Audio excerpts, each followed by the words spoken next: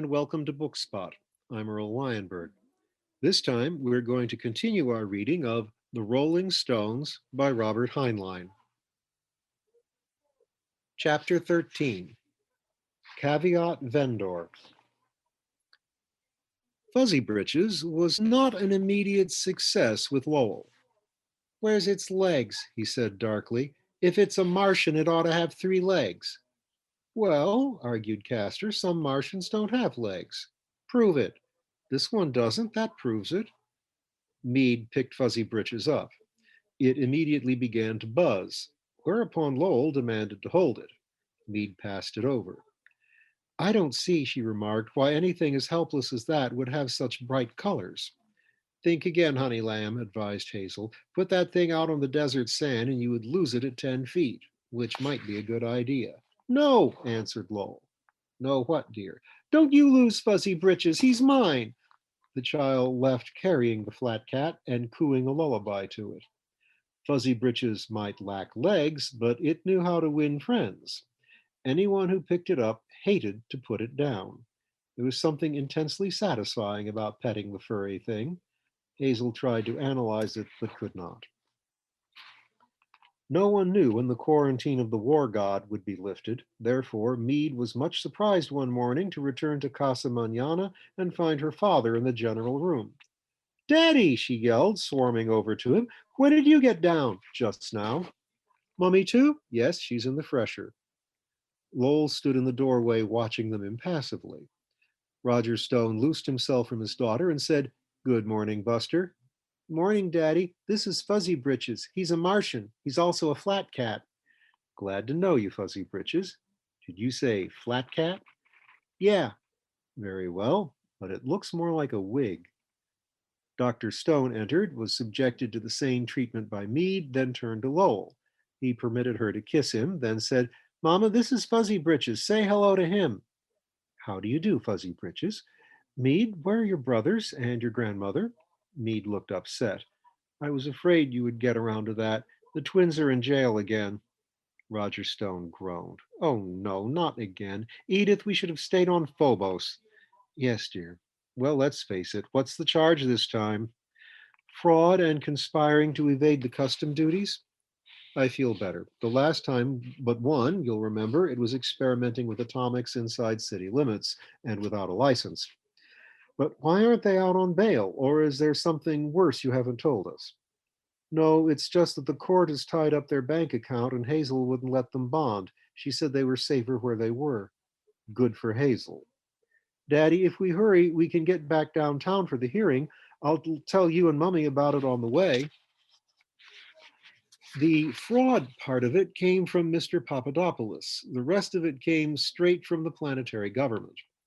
Mars, being in a state of expanding economy, just beginning to be self supporting and only recently declared sovereignty, had a strongly selective tariff. Being forced to import much and having comparatively little to export, which could not be had cheaper on Earth, all her economic statutes and regulations were bent toward relieving her chronic credit gap.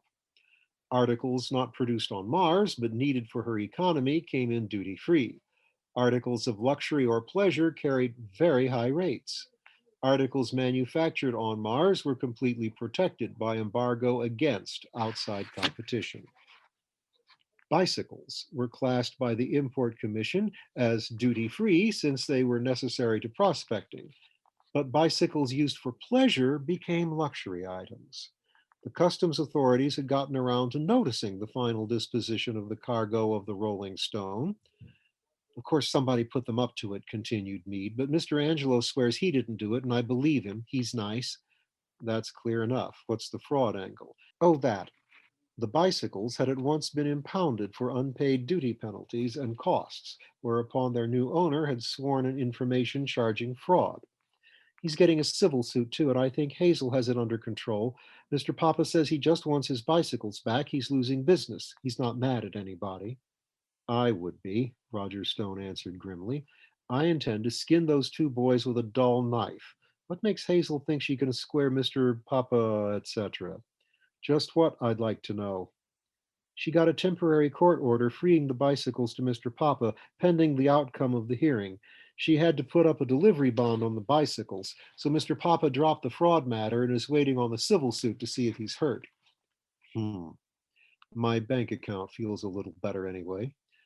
Well, dear, we might as well go down and get it over with. There doesn't seem to be anything here that a long checkbook can't cover. Yes, dear. Remind me to buy a pair of Oregon boots on the way home. Mead, how much is this tariff? 40%? Not too bad. They probably made more profit than that. But that's not all, Daddy. 40% plus another 40% penalty plus confiscation of the bicycles. Plus 2 weeks in the pillory, I hope. Don't do anything hasty, Daddy. Hazel is arguing the case. Since when was she admitted to the bar? I don't know, but it seems to be all right. She got that court order. Dear, said Dr. Stone, shouldn't the boys have a regular lawyer? Your mother is a wonderful person, but she is sometimes just a bit impetuous. If you mean she's as crazy as a skew orbit, I agree with you, but I'm betting on Hazel anyhow. We'll let her have her turn at the board. It probably won't cost me much more. As you say, dear. They slipped into the back of the courtroom, which appeared to be a church on some other days. Hazel was up front talking to the judge. She saw them come in, but did not appear to recognize them. The twins, looking very sober, were sitting together near the bench. They recognized their parents, but took their cue from their grandmother. May it please the court, said Hazel, I am a stranger here in a strange land. I am not skilled in your laws nor sophisticated in your customs. If I err, I pray the court forgive me in advance and help me back to the proper path. The judge leaned back and looked at her. We were over all that earlier this morning. Sure, Judge, but it looks good in the record. Do you expect to get me reversed? Oh, no, we'll settle the whole thing right here and now, I'd guess. I wouldn't venture to guess. I told you this morning that I would advise you as to the law if need be. As to courtroom formalities, this is a frontier. I can remember the time when, if one of us became involved in a misadventure which caused public disapproval, the matter was settled by calling a town meeting and taking a show of hands. And I've no doubt that as much justice was dispensed that way as any other. Times have changed, but I don't think you will find this court much bothered by etiquette. Proceed. Thanks, Judge. This young fellow here, she hooked a thumb at the prosecutor's table, would have you believe that my boys cooked up a nefarious scheme to swindle the citizens of this nation out of their rightful and lawful taxes. I deny that. Then he asks you to believe that having hatched this Machiavellian plot, they carried it through and got away with it until the hand of justice, slow but sure, descended on them and grabbed them. That's a pack of nonsense, too. One moment. I thought you stipulated this morning to the alleged facts. I admitted that my boys didn't pay duty on those bikes. I didn't admit to anything else. They didn't pay duty because no one asked them to pay. I see your point. We'll have to lay a foundation for that and get it in by proper evidence later. I can see that this is going to be a little involved. It needn't be if we'll all tell the truth and shame the devil. She paused and looked puzzled. Warburton, Warburton, she said slowly. Your name is Warburton, Judge? Any kinfolk on Luna? The judge squared his shoulders. I'm a hereditary citizen of the Free State, he said proudly. Oscar Warburton was my grandfather. That's it, agreed Hazel. It's been bothering me all morning, but the numbers didn't click into place until I noticed your profile just now. I knew your granddaddy. Well, I'm a founding father, too. How's that? There weren't any Stones on the roster. Hazel Mead Stone. You're Hazel Mead? But you can't be. You must be dead. Take another look, Judge. I'm Hazel Mead. Well, by the breath of Karath. Excuse me, ma'am. We must get together when this is over. He straightened up again. In the meantime, I trust you realize that this in no way affects the case before us. Oh, naturally not. But I must say it makes me feel better to know who's sitting in on this case. Your granddaddy was a just man. Thank you. And now shall we proceed? The young prosecutor was on his feet. May it please the court. May what please the court? We feel that this is most irregular. We feel that under the circumstances, the only proper procedure is for this court to disqualify itself. We feel, cut out the we stuff, Herbert. You're neither an editor nor a potentate. Motion denied. You know as well as I do that Judge Bonelli is laid up sick. I don't propose to clutter up the calendar with a spurious theory that I can't count fingers in front of my face. He glanced at the clock. In fact, unless one of you has new facts to produce, facts, not theories, I'm going to assume that you have both stipulated the same body of facts. Objections? Okay with me, Judge. No objection, the prosecutor said wearily. You may continue, Matt. I think we ought to wind this up in about 10 minutes if you both will stick to the subject. Let's have your theory. Yes, Your Honor. First, I want you to take a look at those two young and innocent lads and see for yourself that they could not be up to anything criminal. Castor and Pollux made a mighty effort to look the description. They were not noticeably successful. Judge Warburton looked at them and scratched his chin. That's a conclusion, ma'am. I can't see any wings sprouting from here. Forget it then. They're a couple of little hellions, both of them. They've given me plenty of grief. But this time they didn't do anything wrong, and they deserve a vote of thanks from your Chamber of Commerce and from the citizens of the Mars Commonwealth. The first part sounds plausible. The latter part is outside the jurisdiction of this court. You'll see. The key to this case is whether or not a bicycle is a production item or a luxury, right? Correct. And the distinction depends on the end use of the imported article. Our tariff schedule is flexible in that respect. Shall I cite the pertinent cases? Oh, don't bother. I believe it was stipulated the bicycles were sold for the end use of sightseeing, that the defendants knew that they were even suggested the end use and made it part of their sales agreement, that they neglected to inform the buyer of the customs status of the articles in question. Correct, Judge? Correct? Right to 9 decimals, Judge. I've not yet gotten a glimpse of your theory. Surely you are not contending that sightseeing is anything but a luxury? Oh, it's a luxury, all right. Madam, it seems to me you are doing your grandsons no good. If you will withdraw, I will appoint counsel. Better ask them, Judge. I intend to. He looked inquiringly at the twins. Are you satisfied with your representation? Castor caught Pollux's eye, then answered promptly, We're as much in the dark as you are, sir, but we'll string along with grandmother. I admire your courage, at least. Proceed, ma'am. We agree that sightseeing is a luxury, but luxury is a relative term. Luxury for whom? Roast suckling pig is a luxury for you and me. It certainly is. I haven't tasted one on this planet, but it's an early death for the pig. Will the court take judicial notice of an activity known as Mars Invisible Export? The tourist trade? Certainly, if it's necessary to your theory. Objection. You just hang on to that objection, Herbert. She may not establish a connection. Proceed. Let's find out who eats that pig. Your tariff rules, so has been explained, are to keep citizens of the Commonwealth from wasting valuable foreign exchange on unnecessary frills. You've got a credit gap. Regrettably, we have. We don't propose to increase it. That's my point. Who pays the bill?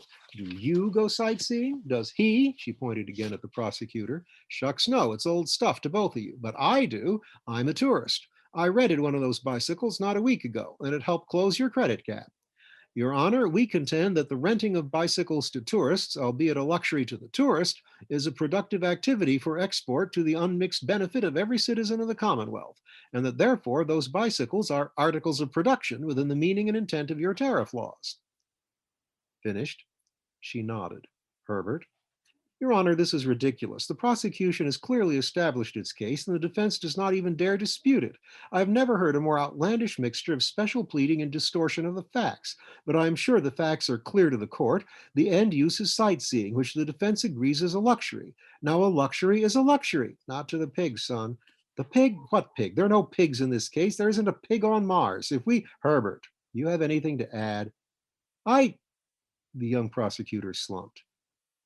Sorry, Dad, I just got excited. We rest. The judge turned to Hazel. He's a good boy, but he's impetuous, like yours. I'll make a lawyer out of him yet. He straightened up, and the court rests. 10 minutes out for a pipe. Don't go away. He ducked out. The twins whispered and fidgeted. Hazel caught the eyes of her son and daughter in law and gave them a solemn wink. Judge Warburton returned in less than 10 minutes, and the bailiff shouted for order. The judge stared at the prisoners. The court rules, he said solemnly, that the bicycles in question are articles of production within the meaning of the tariff code. The prisoners are acquitted and discharged. The clerk will release the delivery bond. There was very scattered applause, led by Hazel. No demonstrations, the judge said sharply. He looked again at the twins. You're extremely lucky. You know that, don't you? Yes, sir. Then get out of my sight and try to stay out of trouble. Dinner was a happy family reunion, despite the slight cloud that still hung over the twins. It was also quite good, Dr. Stone having quietly taken over the cooking. Captain Vandenberg, down on the same shuttle, joined them for dinner. By disconnecting the TV receiver and placing it temporarily on Meade's bunk, and by leaving open the door to the twins' cubicle so that Captain Vandenberg's chair could be backed into the door frame, it was just possible for them all to sit down at once. Fuzzy Britches sat in Lowell's lap. Up till now, the flat cat had had its own chair. Roger Stone tried to push back his chair to make more room for his knees, but found himself chock a block against the wall. Edith, we will just have to get a larger place. Yes, dear. Hazel and I spoke to the landlord this afternoon. What did he say? Hazel took over. I'm going to cut his gizzard out. I reminded him he had promised to take care of us when you two got down. He looked saintly and pointed out that he'd given us two more cots.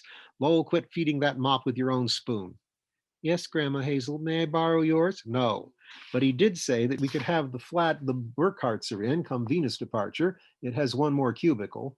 Better, agreed Roger Stone, but hardly a ballroom, and Venus' departure is still 3 weeks away. Edith, we should have kept our nice room at the War God. How about it, Van? Want some house guests until you blast for Venus, that is? Certainly. Daddy, you wouldn't go away again. I'm just joking, Snubnose. I wasn't, answered the liner's captain, until Venus departure, or all the way to Venus and then back to Luna if you choose. I got official approval of my recommendation this afternoon. You two can drag free in the War God until death or decommission do you part. How about it? Come on to Venus with me? We've been to Venus, announced Meade. Gloomy place. Whether they take you up or not, Hazel commented, that's quite a concession to get out of 4 planets. Originally, that bunch of highbinders wouldn't give away a bucketful of space. They were afraid of the award an Admiralty court might hand out, Vandenberg said dryly. Speaking of courts, I understand you put on a brilliant defense today, Hazel. Are you a lawyer along with your other accomplishments? No, answered her son, but she's a fast talker. Who's not a lawyer? You aren't. Of course I am. When and where? Be specific. Years and years ago, back in Idaho, before you were born. I just never got around to mentioning it. Her son looked her over. Hazel, it occurs to me that the records in Idaho are conveniently far away. None of your sass, boy. Anyway, the courthouse burned down. Thought as much. In any case, Vandenberg put in smoothly, Hazel got the boys off. When I heard about it, I expected they would have to pay the duty at least. You young fellows must have made quite a tidy profit. We did all right, Castor admitted. Nothing spectacular, Pollux hedged. Figure it up, Hazel said happily, because I am going to collect a fee from you of exactly 2/3 your net profit for getting your necks out of a bite. The twins stared at her. Hazel, you wouldn't, Castor said uncertainly. Wouldn't I? Don't tease the mother, Dr. Stone suggested. I am not teasing. I want this to be a lesson to them. Boys, anybody who sits in a game without knowing the house rules is a sucker. Time you knew it. Vandenberg put in smoothly. It doesn't matter too much these days when the government. He stopped suddenly. What in the world? What's the matter, Van? Demanded Roger. Vandenberg's face cleared and he grinned sheepishly.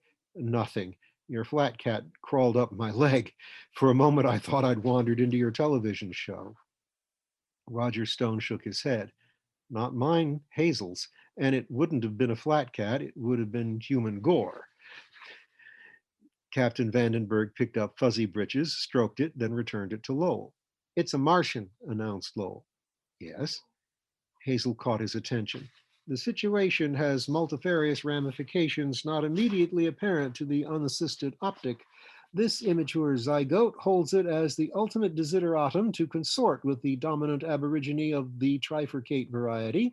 Through a judicious use of benign mendacity, Exhibit A performs as a surrogate in the spirit, if not in the letter. Do you dig me, boy? Vandenberg blinked. I think so. Perhaps it's just as well. They are certainly engaging little pets, though I wouldn't have one in any ship of mine. She means, Lowell explained, that I want to see a Martian with legs. I still do. Do you know one? Hazel said, Coach, I tried, but they were too big for me. Vandenberg stared at Lowell. He's quite serious about this, isn't he? I'm afraid he is. He turned to Dr. Stone. Ma'am, I've fair connections around here, and these things can always be arranged in spite of treaties. Of course, there would be a certain element of danger, not much in my opinion. Dr. Stone answered, Captain, I have never considered danger to be an evaluating factor. No, you wouldn't, ma'am. Shall I try it? If you would be so kind. It would be paying interest on my debt. I'll let you know. He dismissed the matter and turned again to the twins. What profit tax classification does your enterprise come under? Profit tax? Haven't you figured it yet? We didn't know there was one. I can see you haven't done much importing and exporting, not on Mars, anyhow. If you are a Commonwealth citizen, it all goes into income tax, of course.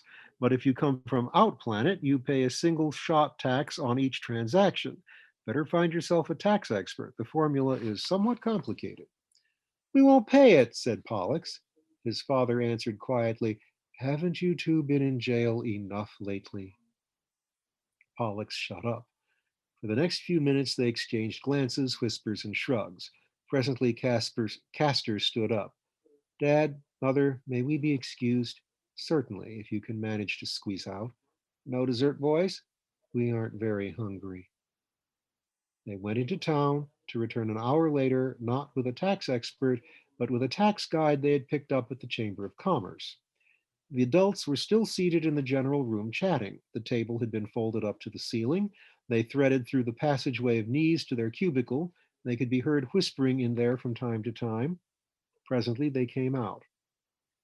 Excuse us, folks. Hazel? What is it, Cass? You said your fee was 2/3 of our net? Huh? Did your leg come away in my hand, chum? I wouldn't. Oh, no, we'd rather pay it.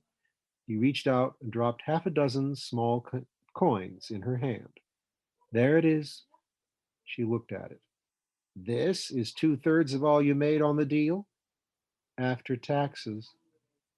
Of course, added Pollux, it wasn't a total loss. We had the use of the bicycles for a couple of 100 million miles. Well, we'll see if they can make any other kind of progress on Mars next time.